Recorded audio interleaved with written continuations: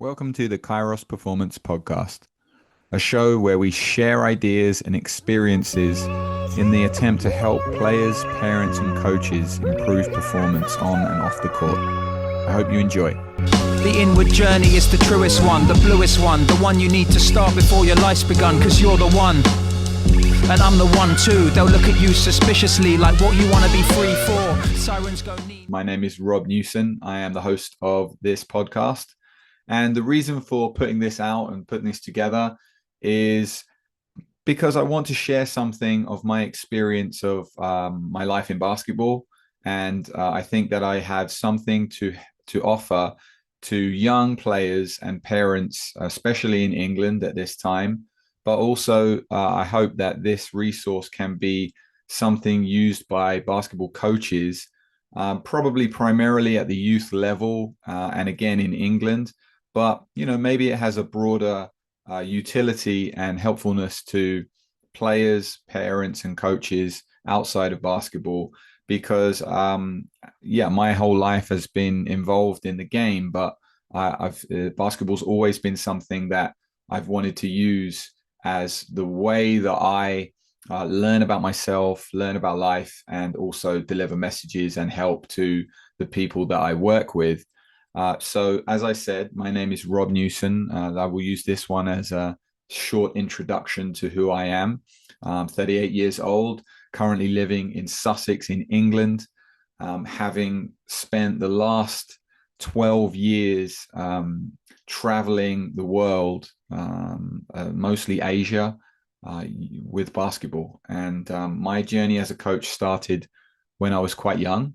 So at the age of 16, I guess I realized at 16 that I wasn't going to take basketball to the heights that I had set for myself. I wasn't going to go to the States on a Division I scholarship. I was very likely going to stay in England and go to university. And at 16, I didn't even know where I was going to go to college, to sixth form. And so I had an opportunity through one of my first mentors, Phil Waghorn, to get into coaching, to do it as like a kind of Saturday job and get my coaching qualifications. And I quickly realized that it was something I was really good at.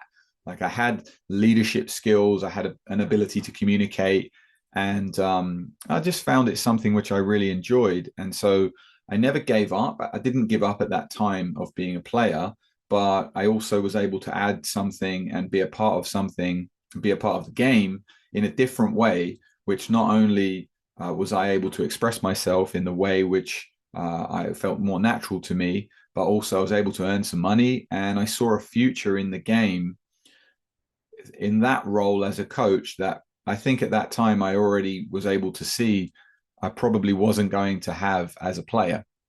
So at that time I was getting my qualifications, my initial qualification, and then I went off to sixth form college and continued to play, but started to coach a little bit, and then went to university in England in Sheffield, where I again continued to play the game, but got into more and more coaching and studied coaching in university.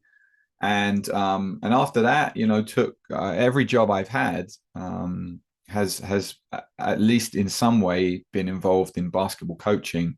So I spent a few years in England, back in Sussex in my home, helping to rebuild what was a bit of a struggling National League program at the time. And I was really proud to be involved in like kind of reconnecting some people in England who have been a part of the game now for those 22 years that I've been involved in it. So people like Steve Nelson, I want to give a big shout out to, and people like Dodi, Joseph Butor is a good friend of mine and has been somebody who's been a great teacher of the game over the last 20 odd years. From there, I then managed to get an opportunity to go to Iceland and coach basketball as a professional. And I took 2 or 3 years to go through a process of searching for who I was going to be. Like, was I going to be somebody who was going to be a professional basketball coach and try to get, like, that was my goal again as a player, as most of us are when we're young. We're trying to go to the NBA. We're trying to play at the highest level possible. And as I realized I wasn't going to be a player, that transmuted to me being a coach. So now my basketball coaching goal was to achieve the same heights that I had as a player, but seemingly was not going to realize. And but very quickly, as I started on my coaching journey overseas, I started to realize that not only was this probably not going to be my journey and where I was going to head up, but it wasn't really where I was supposed to go. Like, it wasn't what I'm supposed to do.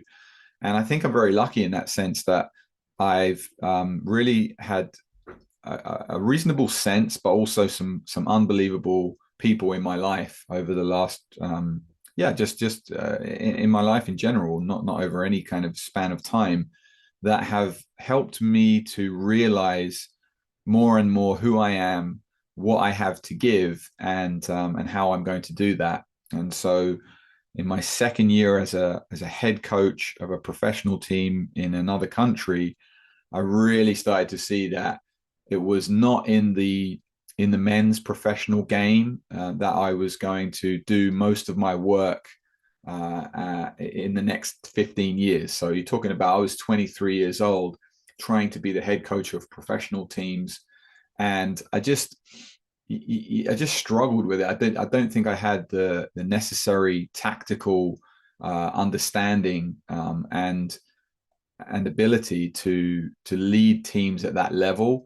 I think I offered a lot, but I needed more experience. And so over the years since then, I've been in places and situations where the professional game isn't, as high as it might be in places like Central Europe, Spain, France, Germany, Greece, these kind of places. More, I've been on the fringes where the game is not so developed. So especially in Asia, in Vietnam, that was the next place that I went to after Iceland.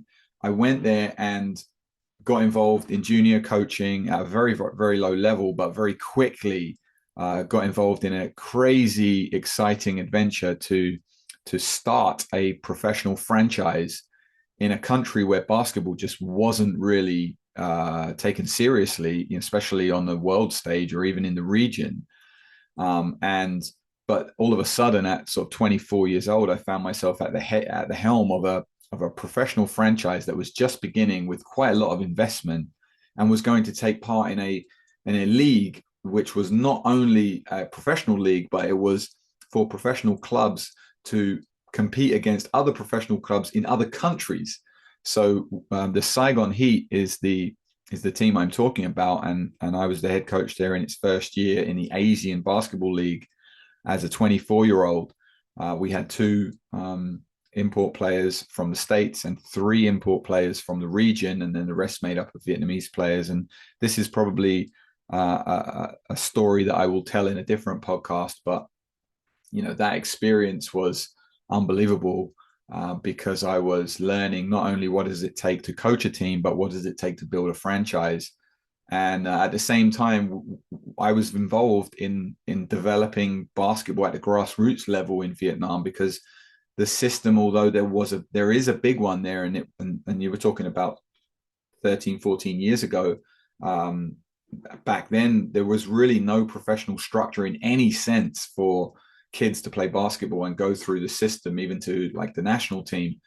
So not only were we coaching the professional team and trying to make that a success, we were also interested in building the foundation of basketball there. And I had almost 5 years there to as a part of that, and it was a crazy, crazy experience. Like I said, I will come back to.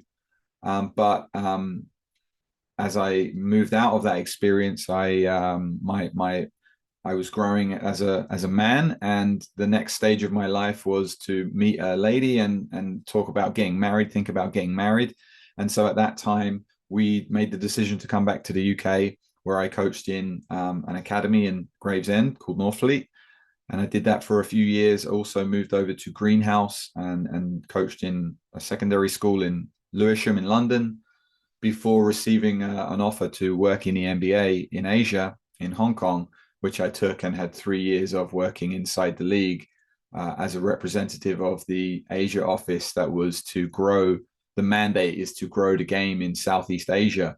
So not only did I get a chance to live in Hong Kong and be a part of the NBA, but I got a chance to go back to Vietnam and also visit countries like Indonesia, Thailand, Singapore, Malaysia, the Philippines, Japan, and work with NBA players, work with NBA staff, and be a part of growing basketball in Southeast Asia. And again, it's another story that I might share at another time, but it was a wonderful experience of learning, what is the business of the game, and what is the NBA trying to do, and just other parts of being involved in basketball, which are not just about being on the floor and coaching and playing. From there, I took another professional job in Vietnam during COVID, which was a crazy experience. And because, as I get older, I still love the game at the highest level, and I still want to coach professional basketball. There is something in me which does want to do that. And so I took another job there, but it was a crazy situation. Another story that I can share at some other time, being in Vietnam during COVID, coaching inside basically what was a replica of the NBA bubble, Vietnam style, which is just, there's a lot of stories there, which ultimately didn't really work out because the league didn't even finish because of the virus. And so my family and I made a decision to return to England and spend our lives here. So that's a kind of whistle-stop tour of where I've been. And now I'm on a journey to be an independent basketball coach, somebody who can give the value which I have within me and the experiences that I've learned to the basketball community. Like I said, the reason that I want to put this together is, as first of all, I want to make a resource which is available to young athletes and their parents, especially in England, with regard to your choices in your future. What is it that's ahead of you, especially when you get to 15 years old and in year 11. What if you're going to be a basketball player, what are you going to head towards next? What's the right choice for you? Should you go to a basketball academy? Should you stay in the school that you're at? Should you try to get to high school in the States, or is there a European option for you? And what's the right decision for you? Not only what are the choices available there. So that's one of the primary motivating factors for me putting this together. Today's episode, I will talk a little bit about that decision from a player perspective, especially as a player of 14, 15 years old, thinking about what do you want to do as a professional. What does that journey may look like, and how can you make the most of what you have right now. And then the other branch of this, which I hope to get into, is sharing ideas, knowledge, understanding, experiences with other coaches of the game, so that we may have a platform to connect with each other and work together in service of the initial goal of mine, again, to help players improve and understand what it takes to make it in the game, but also to understand ourselves better and ultimately be happy. All right. So those are some of the introductory notes and thoughts that I have for this platform. And today, what I want to go into is a reflection of some of the conversations that I've been having recently with young players.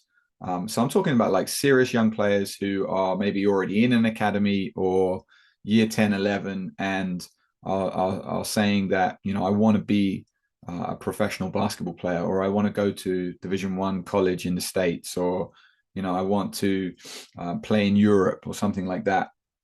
So sometimes I get into these conversations. It might be initiated by me as the coach, saying, what is it that basketball means to you? What are you heading towards? What have you set for yourself? Where are you on that journey? Have you thought about that? Are you considering the work that you're doing today is affecting, where you're heading in the days and weeks, months and years to come. And what is it that you're trying to achieve? Do you understand what is over there, and are you clear about why you want to go there? And so two things usually come up when I have these conversations, two major themes. Number one is that young players usually are not that clear on where they're trying to get to. And I think the reason for that is that it's very confusing, especially in the world that we live in, where social media is like the I think it's like the way that we most young people receive information about but let's say basketball, the NBA, the EuroLeague, the professional scene. It's basically the way that we consume media. I don't think that a lot of young people are sort of watching TV anymore. They are using their mobile devices to find out, what basketball is about. And within social media is, got a lot of short form videos which show you what's possible a lot of the time. And I think that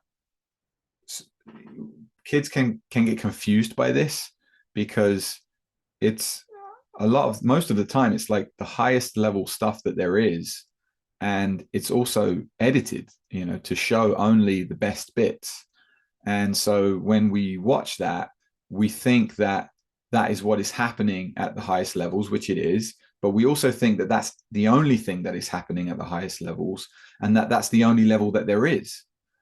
And so if you're a young player, especially if you're in England, to reach that level, yes, can be a dream and a goal, and a driving force for you to practice and work hard and do your studies. But I think there's important to have an appreciation of several different factors which are involved in that journey. So one is the amount and the quality of the work that is necessary in order to achieve something like that, but also the depth of the game in the world and the different avenues that there are for, let's just say, players to go to, because most people, let's face it, most basketball players are not going to go and play in the NBA. There is about 435 NBA players at any given time. And, this is a super, less than 1% of the basketball professional world. And so, hardly anybody that is playing basketball right now that has that goal as the NBA is going to get there. And I don't mean to say that so that you become despondent about your goal.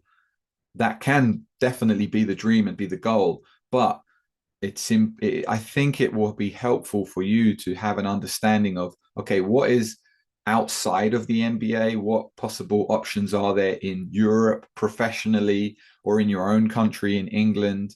And what are these different levels that are available and possible? And with that also comes some better understanding of the kinds of situations that you could be getting into if that is actually your goal, to be a professional basketball player. Because, as an example, if my goal is to be a professional and I want to reach the NBA, but ultimately my goal is to play basketball professionally, to have an understanding that if I were to do that and maybe I can't reach the heights that I wish to get to, what could my situation look like? It could be that you could get a professional contract somewhere in a country that you've never even heard of, in the second division, and the team is willing to pay your ticket, your housing, and 1,000 euros a month, or 750 euros a month, or whatever the number is. But in that country, you may be living in a small city or a big city, I don't know, where the language of English language may or may not be spoken. And you're going to be fairly isolated. It's going to be something where I don't know that the situation you will walk into as a professional will be the one that you imagine or that you see on social media. And most likely it won't be. And you can talk to many professionals who maybe even are at the higher levels, who often will have had to go through some of these steps to get to that place. And then there are all the professionals outside of those guys who not only did they start in those places, but made a career out of them. And again, I'm not saying that any of this is wrong or something not to enjoy or pursue. I'm just saying that it's important to have a realization that you're probably not going to reach the NBA. And to be a professional basketball player is really hard in many ways because you're going to be away from your family for most of the time. I mean, there are so many players at the moment who have wives and kids, or on a female side, husbands and kids, but have to go away and spend their whole season by themselves, living away from their family so that they can provide for them. And it's just something to understand that there are so many different levels in so many different countries. And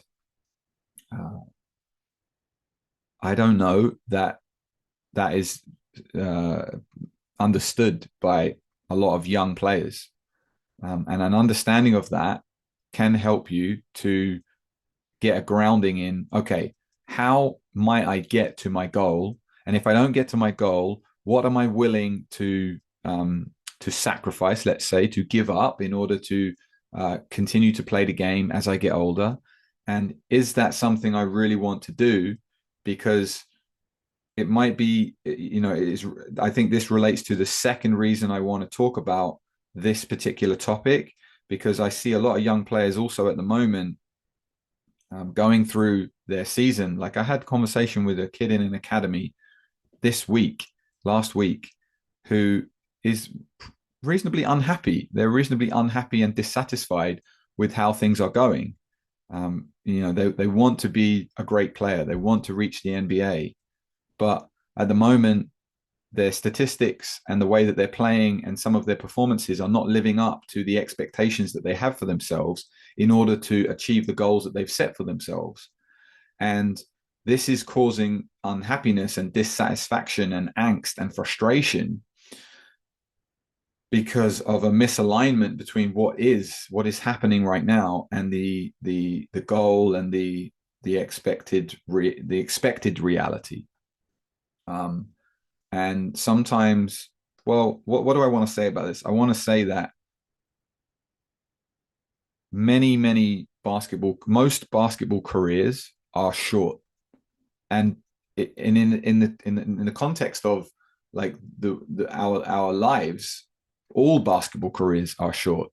There are very few basketball players that continue to play at a high level after 34, 35 years old. Very, very few. And so that's not even half of most people's lives. And you're only playing professional basketball once you become an adult and after you've finished any kind of formal education. So we're talking about, at the most, like LeBron James right now is in, I think, year 17, which is remarkable at the highest level. It's absolutely insane. So your career as a professional basketball player may only be 12 years, let's say, if you do really, really well. And then so what are you going to do after that is a question to ask yourself. Are you going to prepare for that whilst you're playing? And also I think the big reason I want to talk about this and bring it up is because oftentimes the years that you have as a youth, as an academy player or an under 16 or an under 18, they could be the best years that you have. And I don't mean that in terms of your performance, although that is also possible. I mean that in the sense of the kind of facilities that you might have access to right now, the kind of coaching you might have access to right now, the kind of environment that you're in terms of it being professional, being able maybe to practice every day or get access to individual sessions, strength and conditioning, games twice a week. Like that situation may not come up for many, many, many young athletes, young basketball players, once you leave this environment at 17 or 18 years old. You may never get that again. So if you're going to be unhappy and frustrated and sad about what is happening right now, what is it that tells you that even if you do go to another place at a higher level, be it college in the States or some academy in Europe or a professional situation, What is it that's telling you that your mindset and the way that you're looking at this and your emotional your emotions are going to be different to what they are now? And this is like what I think, like it's such a deep it's such a deep subject and such a deep topic to talk about and get into, but and something I hope to discuss with other people on this platform. It's like, how do we balance striving for greatness, going towards a big goal, but also being here in the moment? Because to be here in the moment is to enjoy the moment, is to enjoy where we are and who we are and what we're doing right now. But many, many young athletes are thinking about, that game didn't go well. I didn't train yesterday. I have to do more tomorrow because I didn't do enough today. We got that game coming up next week. And if I don't perform there, I'm not going to get noticed. I'm not going to get, possibilities to go to the next place. It's all about like what didn't go well or what went wrong before and what is coming later, and what may be there, instead of really, really appreciating, wow, I have like access to as many basketballs as I need, as much equipment as I need, the beautiful hardwood floor. Even if you don't have a hardwood floor, you got an indoor basketball court, coaches, teachers around me that are trying to help me to perform better in and outside of the classroom, parents that are trying to help me, teammates around me that care about the game, and we're all trying to win. Like what an amazing setup most basketball players 14, 15, 16, 17, 18, 19 years old have, even in a place like England where the game is still not at the level that a lot of us would like it to be. We would like to be competing on the international stage with our national teams, actually competing for medals, and our teams doing well in Europe professionally, and their academies also being, comparable to those in Europe, which some now I think are making steps towards. But we can all agree that England isn't doing that well, in terms of basketball on the whole. So even in a place like this, a lot of us have wonderful situations that are to be appreciated right now. So yeah, what I wanted to use this first episode to do was to point out a couple of things about the journey for young athletes, young basketball players.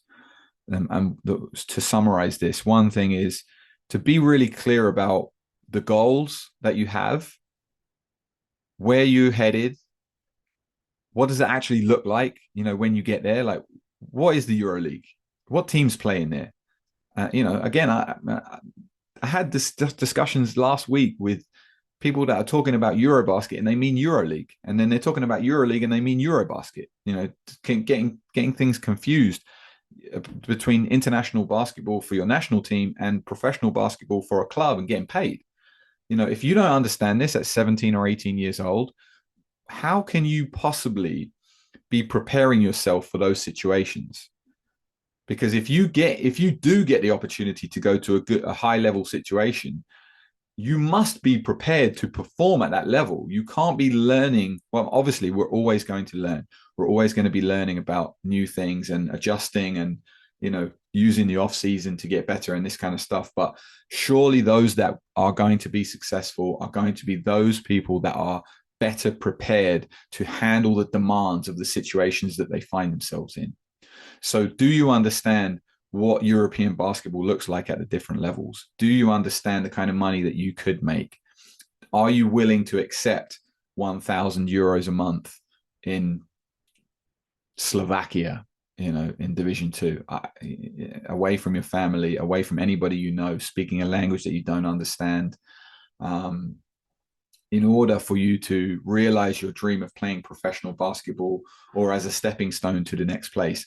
Are you willing to travel to Vietnam, to Asia, to, places like Saudi Arabia or Qatar to go and play basketball? Is that something that motivates you, or something that you're not really ready for? And because again, to be prepared for that is to be ready, to execute and do well in those situations. So get clear about what your goals are, get clarity on what is out there and what is going on, and that starts with watching games. I think FIBA does a wonderful job of putting a lot of content on YouTube for free. There's lots of international basketball there. You can still gain access to Euro League and Eurobasket, Euro Cup action, especially if you're in England. Like, you can start watching the Lions and see the kind of competition level that they're going up against. And then so I would start there, start watching full basketball games of these different levels, different countries, and get an understanding of the game in different places. And so what you're doing there is not only learning about the game of basketball as a player, but you're also, learning to figure out, what is out there in terms of your goals and dreams. All right. And then the second part of what I wanted to talk about was to not forget that you are here now competing and practicing and learning, that you are in a great situation. However bad that situation might look to you right now, it's a great situation to be in because it's the only one that you can be in right now. All right. So learning to appreciate that and learning to use the resources that you have right now is a gift, right? Because that is a mindset which you will take with you wherever you go. So yes, there is work to do. Yes, it's going to be difficult. And yes, there are going to be times when you're not going to enjoy it, right? Maybe you don't enjoy, like right now, it's getting towards winter in England and it's cold and dark at 5-6 o'clock in the morning. It's not fun, waking up to go for a run or get in the gym or go shoot the ball or whatever it is that you're trying to do. That stuff isn't fun, but isn't it funny how, like, everybody's had this experience where you do things like that, and when you get out of those situations and you go somewhere else and you go to another job or another place, you look back on those times with fond memories, right? So you look back on it and realize that was a great time, that you had opportunity to really get better. And maybe you don't have that right now, but in this new situation, there are new opportunities and new things that you're going to have. So learning to be grateful for what you have, learning to appreciate where you are right now and the moment that you are in every practice, competition, game, and early morning session, is something to really work on. So hopefully that's helpful. This episode was for young athletes playing basketball. If you have any questions or comments, or you want to reach out to me, you can find me on Instagram at certified.basketball.coach. And my website is kairos-performance.com. So reach out if you need anything, or if you want to ask questions about what I talked about today. And I look forward to putting out more of these. Yeah, man, that's it for this episode. Thank you.